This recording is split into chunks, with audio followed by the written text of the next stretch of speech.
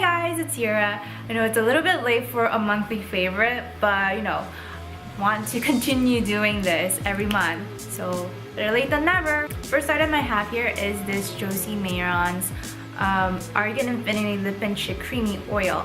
So this is something I use for my lips and my cheeks. Sometimes I'm actually wearing it on my cheek right now. So I do find this to be very hydrating, has a very natural glow to it, especially when you put it on your cheeks. It makes it look like you're glowing from within. The only con I have about this is that since it's such an oil-based product, that it's extremely natural looking, but it fades extremely fast. I have noticed that for the cheek it does last pretty long, maybe about 4 hours, 5 hours before it needs retouching.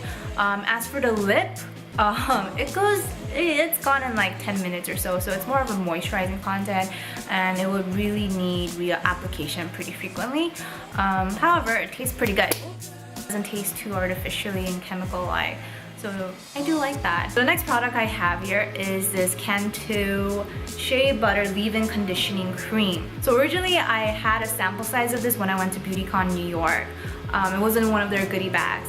And my sister tried it out. My sister has extremely curly hair. Like for an Asian person, she has extreme curly hair. It's also very difficult to manage. So I gave it to her to use, gave the sample size, and it worked really well for her. It didn't compromise her curls or anything like that. It just made her hair more manageable and soft. It didn't weigh the hair down. So I went and bought her a full size, and I decided to buy myself one as well because I am slowly inching my way towards lightening my hair to a platinum blonde. I'm trying to take care of my hair, trying to keep it as, you know, as damage-free as much as possible. So I have a tub of myself, my sister has her tub too, and these are huge, and this was like $5, $6. You could get it at Walmart. You just put this in your hair when your hair is damp, like after a shower. Just spread it out and give your hair a good hefty amount, and then let your hair dry. It has a very pina colada smell to it too, so it's tropical. It's nice. So I'm gonna move on to fashion favorites now. The first one I have here is this hat, and it's by August Hat Company. And I bought this when I was at Nordstrom's. It was like on a huge sale, so I decided to get myself one of these hats. It looks like this. If you've seen my recent lookbook, Valentine's Day lookbook, you'll see me featuring it. It's really nice. I've been wearing this out a lot actually when I take my dogs out on a walk to keep my you know, face protected from the sun. The cool thing about this is that inside here, this is a little thing where you could pull it and kind of size the hat to your head size. And my next fashion favorite is this legging. And this is a legging by Ellie. So this is an athletic legging. It's pretty durable and it's opaque and it's very snug fitting, and I like the way it holds my body. I had this for a while, but lately I've been having very deep appreciation for this legging, especially since I started doing yoga more seriously, and I've been taking it more seriously to help out my back. Wearing an athletic legging like this really made a difference in my yoga sessions compared to wearing, like, you know, sweatpants or other like comfy things, especially since I don't find like the loose baggy clothing's getting in the way. Also realizing that by having something form-fitting helps out your pose, because you could see actually what you're doing rather than having all your baggy clothes covering up what you're doing. You're just like, oh, I think I'm doing it right. But when you see what you're doing and your forms and posture as you're doing it, you hold yourself accountable. Moving on, my next favorite is this coat, this vintage coat. It's actually my mom's. It used to be my mom's and now it's mine. So it's truly vintage. It's possibly older than me. If you've watched some of my recent videos, like my Las Vegas trip video, my rainy day lookbook video, you'll see me kind of rocking this out. It's super warm. Also, I like the fact that it has really big armholes in here. Like, this is the armhole. It's gigantic. So I could wear huge oversized sweaters underneath and put this on and kind of rock it out. I really like the silhouette of this. It reminds me of this fashion illustration advert that I seen several years back. It showed like this really big silhouette up top of like a leather jacket, and then like you just see like tiny skinny legs for like black skinny jeans and stuff, and a pointed boot.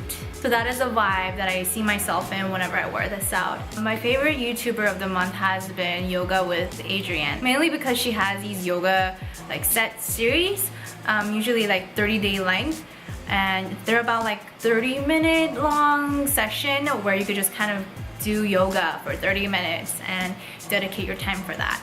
And it's nice that she has these day-by-day series, so you just continue, one after the other. Once you're done with that 30-day series, you could go on to a different one. She has like several playlists of those. What I've actually really liked about this is that it actually helped my back a lot. And I've had a back injury I don't know, several years back now, and that happened while I was moving. So I've been kind of dealing with the back pain for a while now, and having a desk job where you just sat all day long really did not help my back. Since I'm home most of the time now, I decided to put yoga in as a serious routine of my daily lifestyle, and it's really helped out my back so much. And it's thanks to Adrienne and her yoga series for helping me out with this. It's just, once you put that into your daily routine, it's amazing what it does for your body. So if you guys are interested in increasing your flexibility or making preventative measures for your body's health, I definitely urge you guys to check out Yoga with Adrienne. So my favorite show of the month is actually Parks and Recs. I have watched the show before. I jumped in the middle of it when it was being aired, actually, like somewhere maybe season 4 or 5. And I watched it till the end when the show finished. This time around, I decided to watch it from the beginning, just because it's a long series. And oh my god, I like fell in love with it so much more than I did when I first watched it. Watching it from the beginning made that much more of a difference, as well as having aged a couple years and having had some working experience out in the real world. Like, you appreciate and understand what the Parks and Rec department were doing, especially being kind of like that underdog department in the government. Yeah, anyways, if you watched it once before and you loved it, I urge you to watch it twice. I have found it a deeper appreciation for that show after having watched it twice. I'm actually watching it for the 3rd time now. And if you guys haven't watched it, I urge you guys to do so. It's on Netflix. My favorite moment for January 2017, that's a big one. Mainly because so much has happened in January. But I would probably have to say my favorite moment from January 2017 would be moving on, leaving my job, and trying to make something out of what I've been doing for such a long time, and something I really like doing and something I really love. So yeah, I think that would be the highlight of January 2017 that I probably won't be able to forget. One last thing, my favorite movie of the month has to be Hidden Figures. Got to watch it in the theaters. So Hidden Figures, if you guys don't know about it, it's based on true story of these 3 women who were part of the NASA team that put man on the moon. And they were the mathematic geniuses behind mathematic, computation, and engineering geniuses behind some of the calculations went on into putting the man on the moon. They weren't really told of. I certainly never heard of them growing up, and these women were of colored people. And the movie kind of touches on that idea of being a colored woman in that day and age, working in this field dominated by white men. I feel like the story behind this movie is very inspiring to many people, regardless of your gender identity, your pronoun, the color of your skin, your status. It's just a matter of who you are as a person, contributing and working together to do something as grand as putting a man on the moon. It's very inspiring. I really recommend anyone to go out and watch it. So on that note, that pretty much wraps up my monthly favorites for January 2017. Thank you guys so much for watching until the very end. It means a lot.